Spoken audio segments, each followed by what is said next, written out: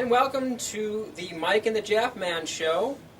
We're back, yes, and I am high school sports editor Mike Barger, and I am, of course, with the creative force behind this show, the man who, if we weren't on the show, just be the Mike show, and that'd be horrible, actually.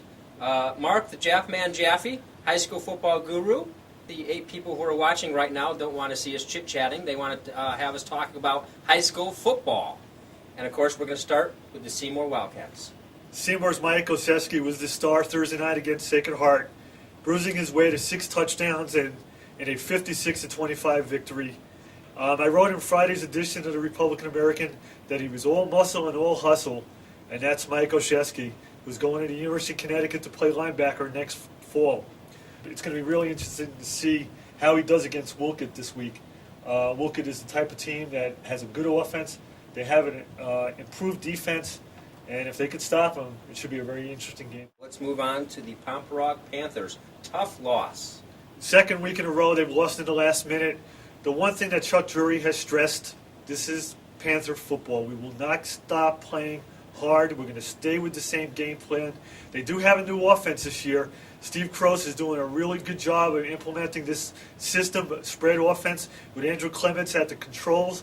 It's going to take a little time to get the offensive flowing, but once they settle in with Tim Miller at one of the running back spots, they're going to have a lot of offense this year, and I would not be surprised if Pomperaug runs the table the rest of the year. All right. Before we move ahead, I just have one order of business here. If anybody from the Gilbert School wishes to claim this helmet, feel free to do so. It's in our office. This was given to us, 5-6 years ago? Yes. For a Thanksgiving special. Thanksgiving Day preview package, and we haven't gotten it back to them. Sorry.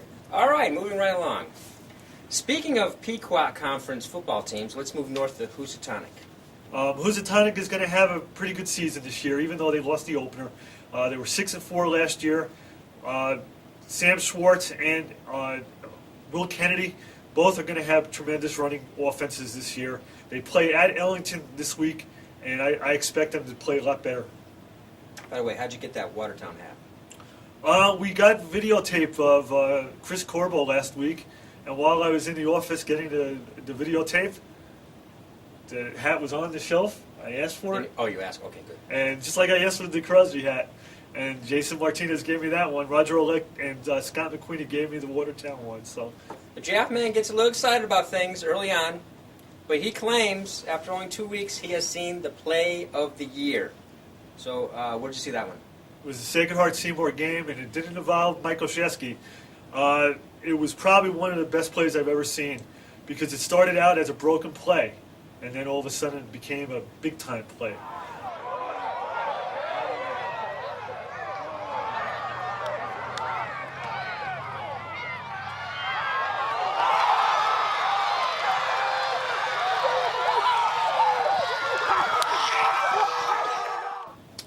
And speaking of the hat, let's move on to the Watertown Indians. You know, Watertown is 2-0 right now.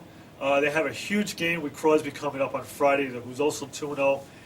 Chris Corbo has, in 2 weeks' time, has really shown that he is going to be one of the top rushing backs in the league.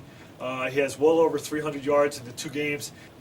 All right, now before we move on to our next segment, let's have a little trivia. The 1993 NVL Championship game. What was the name of the lady running the concession stand? That's not actually the question. This question came from Joe Palladino. He asks, what 2 former Naugatuck tight ends are now coaches in the area? One is a head coach, and one is an assistant coach. Send your answers to sports@repam.com. And we will reveal the answer next week. Moving right along to a team that had their first ever varsity victory. It was the first week that I went to Nottowag. The Chiefs really had a rough time with Weston. It looked like it was going to be a 50 points, a mercy rule type of deal. It turned out to be just a stepping stone for Rico Bronia and his Chiefs. The local legend really kind of guided this team from start to finish last week, from the beginning of practice on Monday to Saturday morning, and said, you know something, we got to forget last week and we got to move on.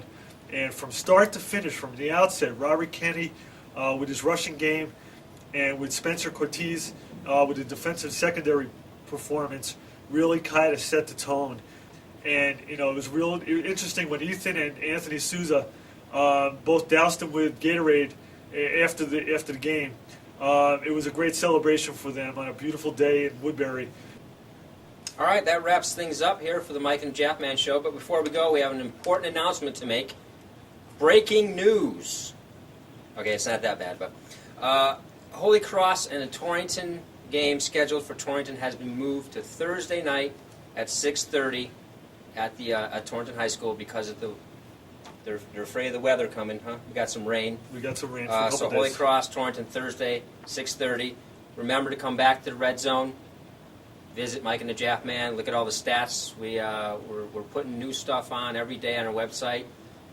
Make sure you visit Joe Palladino's blog, Off the Record. And, of course, don't forget to read our newspaper. So thanks for watching.